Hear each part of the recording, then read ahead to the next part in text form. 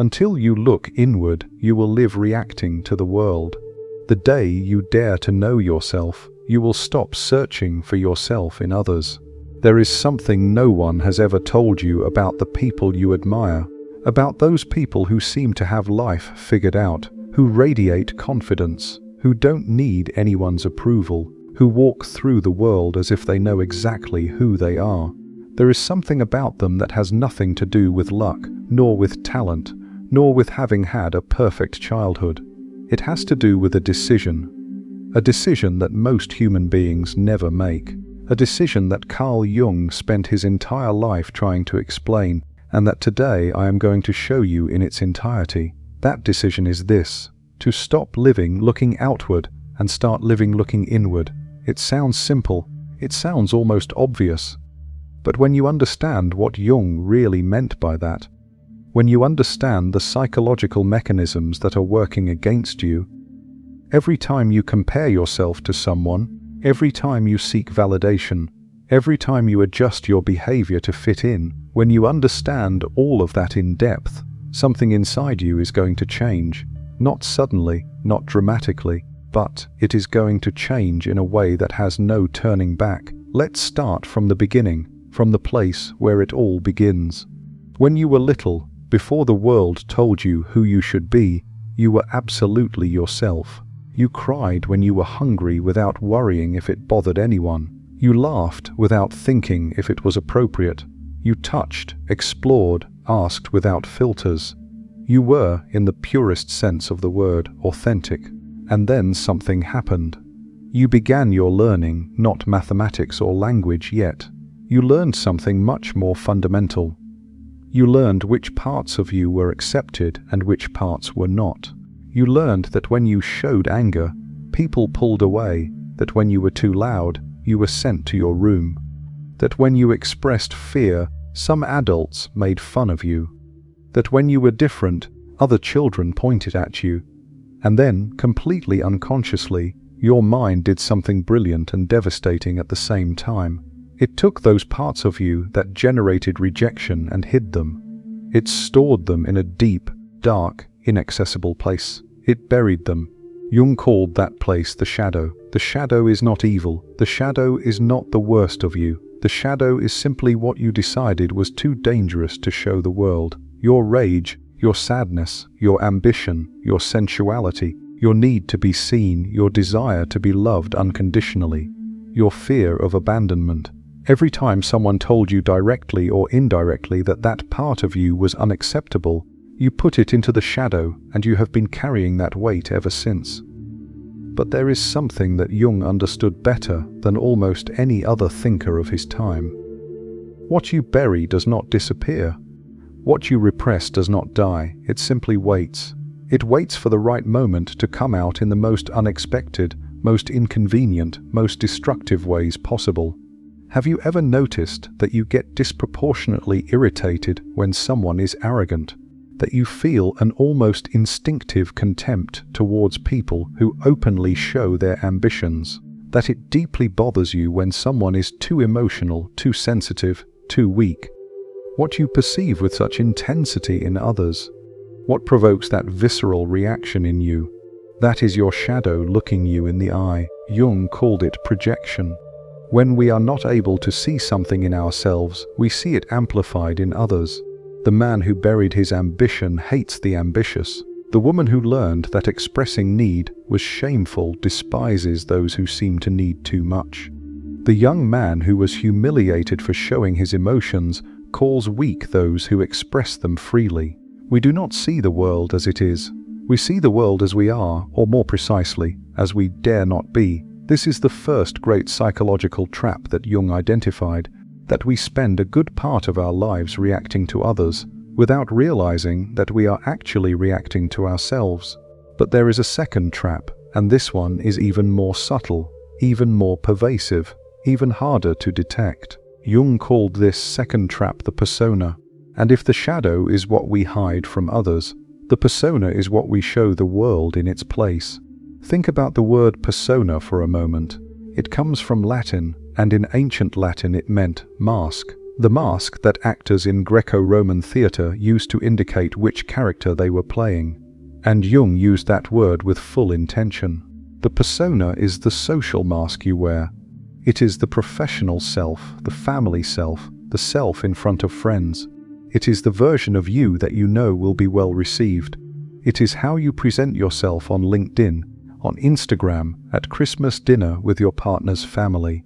It is the set of behaviors, attitudes, and roles you learned to adopt to navigate the social world with as little friction as possible. None of this is necessarily bad. We all need a certain degree of social adaptation. The problem comes when you can no longer distinguish the mask from your real face, when you have been playing a role for so long that you forgot who you are when the lights go down. How many decisions have you made in your life based on what you are supposed to do? How many university degrees chosen to please your parents? How many relationships kept for too long because ending them would have caused gossip? How many dreams abandoned because they were not realistic, when what you really wanted to say was they were not socially acceptable in my environment? Jung would say that if you cannot answer with absolute clarity, who are you when no one is watching? When you do not have to answer to anyone, when there is no one to applaud or disappoint, then you still have not started the most important work of your life. That work has a name. Jung called it individuation. Individuation is the process of becoming yourself, not the version of you that your parents needed, not the version that your culture rewards, not the version that your friends would recognize. Yourself, the complete, complex, contradictory, deep, and absolutely singular being that you already are beneath all the layers that the world has placed on top of you. And here is where we get to the heart of what Jung meant when he spoke of focusing on yourself and forgetting about others. It was not a call to selfishness. It was not an invitation to indifference. It was something much more radical and much more demanding than that. It was a call to absolute honesty with yourself. Because look at what happens when you do not have that honesty, when your identity is built on external approval, on the roles you play, on the expectations you fulfill. Then, every time someone does not validate you, your world wobbles. Every time someone more successful than you appears on your radar, you feel like you are less. Every time life does not unfold according to the script you thought you had, you enter a crisis. Why? Because you do not have a center of your own. Because your sense of worth is outsourced. It is outside of you, in the hands of people who mostly do not even think about you as much as you believe. And this brings us to something that Jung observed with brutal clarity. Constant comparison with others is one of the most effective ways to destroy the human soul. Not because comparing yourself is bad in itself. Human beings compare ourselves naturally. It is part of how we learn and situate ourselves in the world. The problem is when comparison stops being a tool and becomes a compulsive habit. When you wake up in the morning and the first thing you do is check how others are doing. When someone else's achievement automatically makes you feel like you have failed. When you measure your life, not by what matters to you, but by what others use to measure theirs. Jung had a phrase for this that loses a bit of its force in translation, but in its essence it says something like this: the person who is not able to bear their own shadow is always ready to see it in others. What he meant by that is simple and devastating at the same time. As long as you do not make peace with what you are, as long as you keep running from the parts of you that you do not like, as long as you maintain that gap between who you appear to be and who you really are, you are going to need the outside world to confirm your worth. And that need will make you vulnerable in ways you cannot even see clearly. It will make you vulnerable to flattery, to people who tell you what you want to hear, to relationships where you are loved for the character you play, not for who you really are, to groups that give you identity but demand uniformity from you, to leaders who offer you certainty in exchange for your critical thinking. Do you see how it is all connected? The inability to know oneself is not just a personal problem. It is the origin of much of the collective suffering we see in the world. Now, having reached this point, someone might ask, "All right, I understand the theory, but how do you do this in practice? How do you begin the individuation process? How do you focus on yourself in the way Jung proposed?" And here is where Jung's philosophy becomes more demanding, because the answer is not comfortable. The first step is to stop running from internal discomfort. We live in a civilization obsessed with optimizing well-being. Optimize your sleep, optimize your nutrition, optimize your productivity, optimize your relationships. And there is something valuable in all of that, of course. But there is a side effect that almost no one mentions. We have become absolutely intolerant to psychological discomfort. You feel anxiety, and you immediately look for how to eliminate it. You feel boredom, and you drown it in the endless scrolling of your phone. You feel loneliness, and you camouflage it in a social gathering where you do not actually connect with anyone. You feel guilt, and you look for any form of justification that takes that weight off you. Jung would say that every time you do that, every time you flee from discomfort instead of sitting with it and asking it what it has to say to you, you are losing valuable information about yourself. You are missing an opportunity to know yourself better.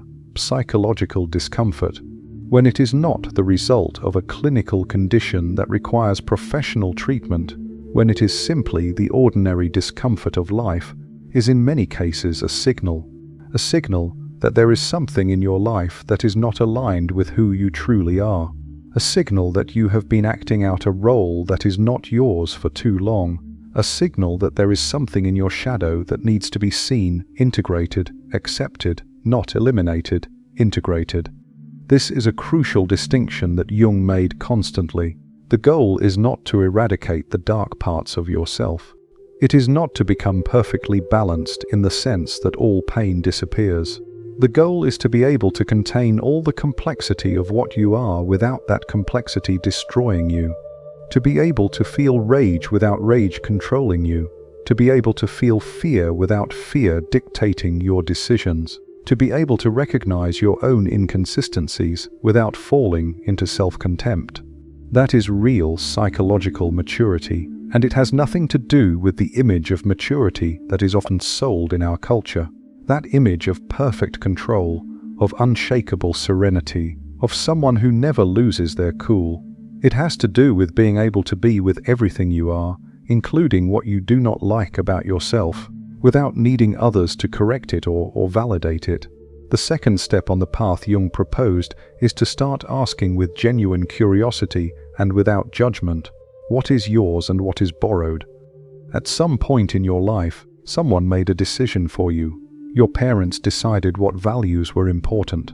Your culture decided what constituted success. Your religion, if you had one, decided what was right and wrong. Your group of friends decided what was cool and what was embarrassing. And you, being a social being who depended on the approval of all those groups to survive, adopted those decisions as your own. There is no blame in that. It is inevitable. That is how childhood works. That is how socialization works. But there comes a moment that Jung associated with the middle of life, although it can happen before or after, when you need to sit with all that inherited material and ask yourself with honesty, what of this is truly mine? What do I truly believe? What do I truly want? What values would I choose if I could start from scratch with all the awareness I have now? This process is uncomfortable, it is disorienting, it can feel like a crisis. In fact, Jung said that what we usually call a midlife crisis is nothing other than life forcing this process of revision when the person has postponed it for too long. The soul has its own deadlines, and if you do not listen when it whispers, it will eventually shout. Do not wait for it to shout. The third step, and perhaps the most counterintuitive of all, is to develop the capacity to be alone with yourself without that causing you distress. There is a profound difference between loneliness and isolation. Isolation is an escape from the world. Conscious solitude is a return to yourself. It is the space where you can hear your own voice above the constant noise of others' opinions. Jung was extraordinarily disciplined in this sense.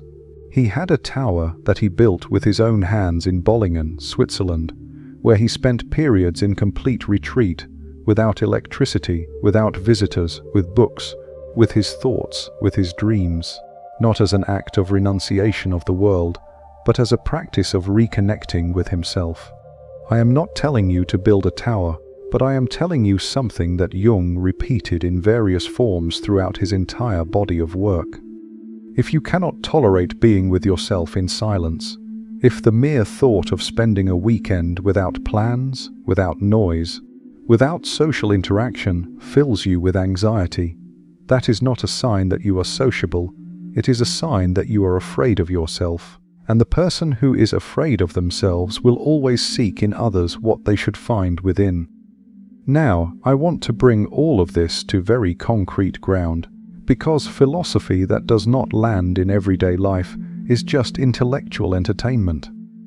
Think about the last time you compared yourself to someone, to a colleague who got a promotion before you, to a friend whose relationship seems more stable, to an acquaintance on social media who travels more, earns more, has more followers. Remember that feeling, that sting of something that is not exactly envy but closely resembles it.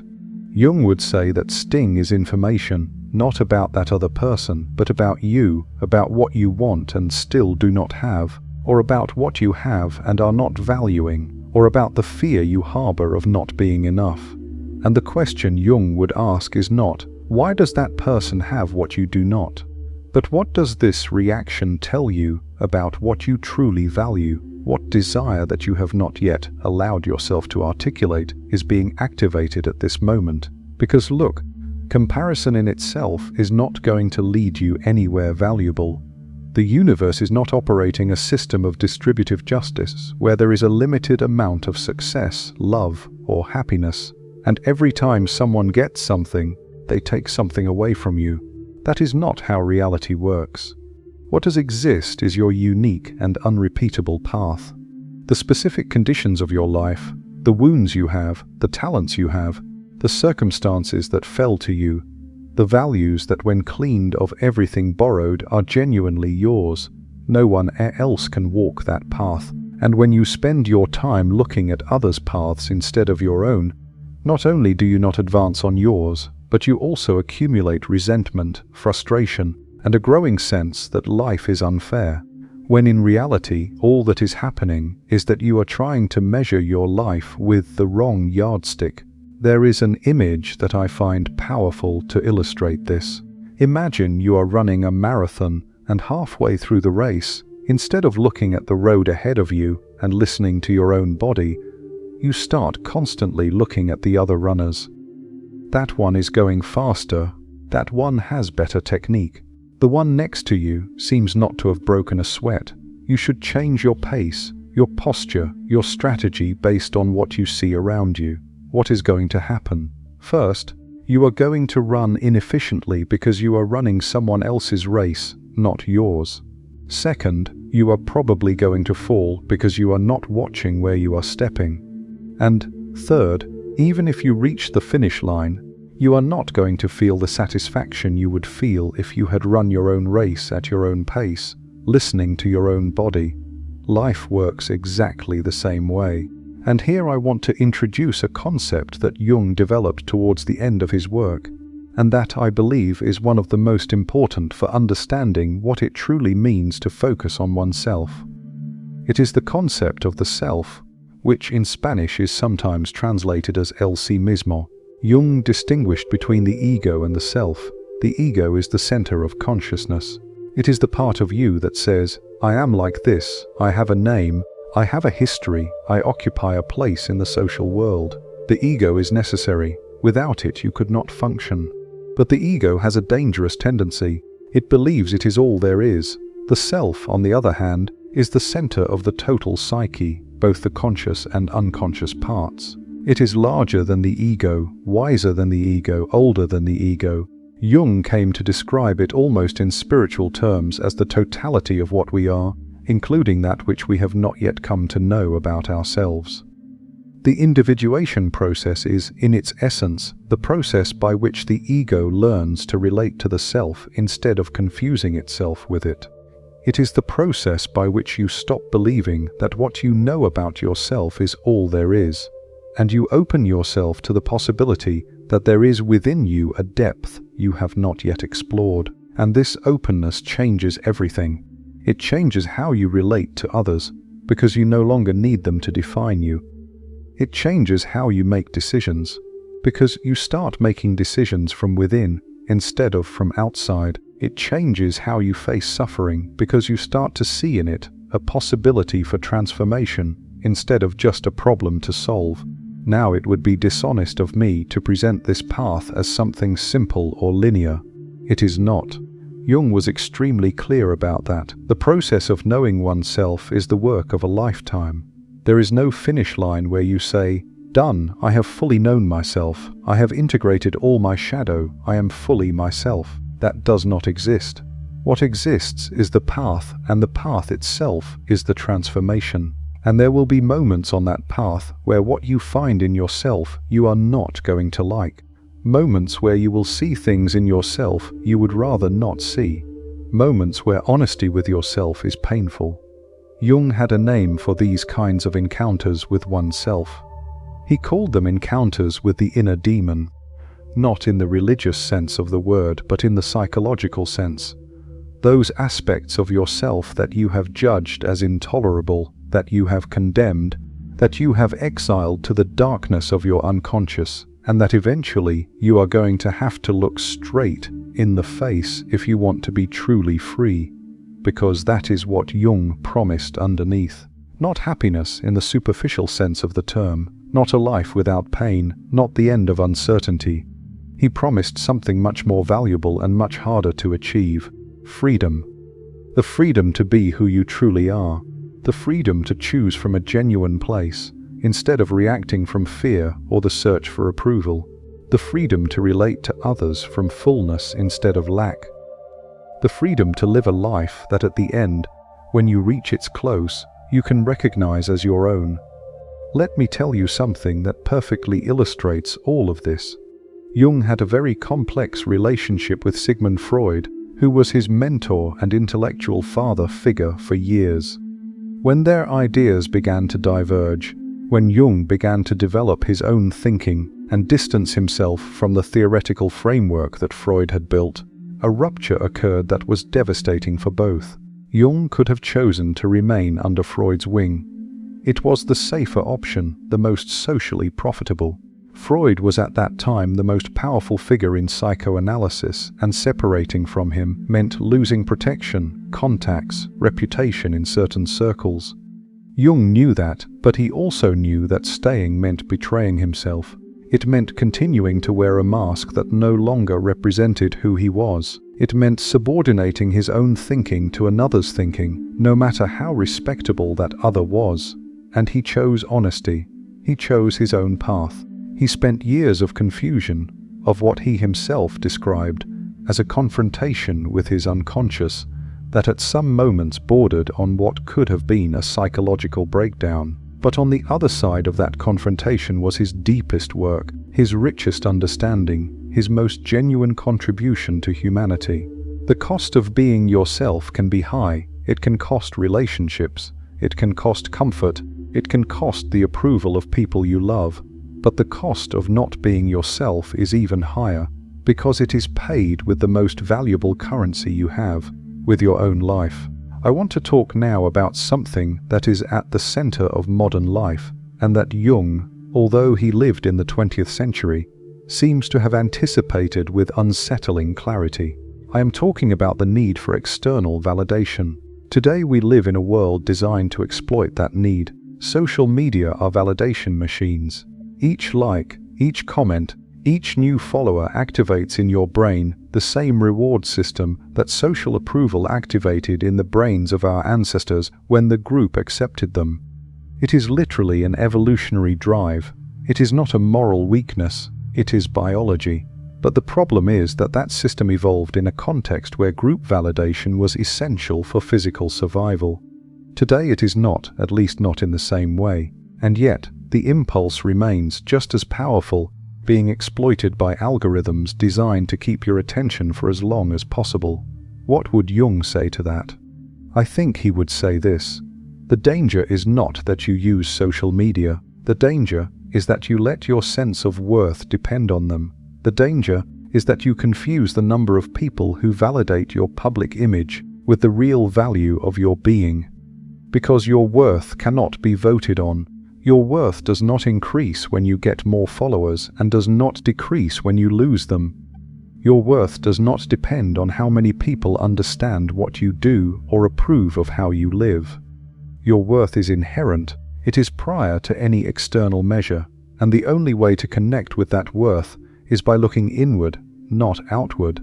There is a beautiful paradox in all of this, and I want to name it before closing. When a person genuinely focuses on their own development, when they work honestly on knowing themselves, when they dedicate themselves to the individuation process that Jung describes, that person does not become more selfish or more indifferent to others. The exact opposite happens. They become more capable of loving because they can love from fullness and not from lack. They become more capable of listening to others because they are no longer so concerned with what others think of them. They become more honest in their relationships because they no longer need to maintain a mask to be liked. They become more compassionate because by confronting their own shadows, they learn that we all carry ours. The greatest gift you can give the world is not to sacrifice yourself for it. It is to show up in it as what you truly are. Complete, imperfect, genuine, alive. This is what Jung meant. Do not forget about others because they do not matter. Forget about comparing yourself to them, seeking your validation in them, building your identity from their approval. Forget about that because that path leads nowhere worth going. And focus on yourself, not out of selfishness, but because it is the only place from which you can do something truly valuable with your existence. Self-knowledge is not a luxury. It is not a spiritual practice reserved for those who have free time and enough money. It is the foundation of everything else. It is the difference between living your life and simply performing it. And that difference, ultimately, is everything. Let me close with something Jung wrote that I believe summarizes better than anything else what we have explored today. I came across it a long time ago, and I have never forgotten it. He said that the life that is not examined from within expresses itself as destiny from without. That is, everything you do not dare to look at in yourself, life will place in front of you anyway, only not as a choice, but as a circumstance, not as something you decided to face, but as something you could not avoid. You have the option to choose the moment and the way you meet yourself. That encounter will take place regardless. The question is whether you are going to meet it with awareness, with courage, and with the willingness to transform, or whether you are going to wait for life to force your hand. That is the question that Jung left open. It is the question that each one of us has to answer with our own life. And if you made it this far, if something of what we explored resonated with you, if there is something in these ideas that produced in you that feeling of recognition we have when we hear something we already knew but had not allowed ourselves to articulate, then you already have the answer. Not the answer I can give you, yours.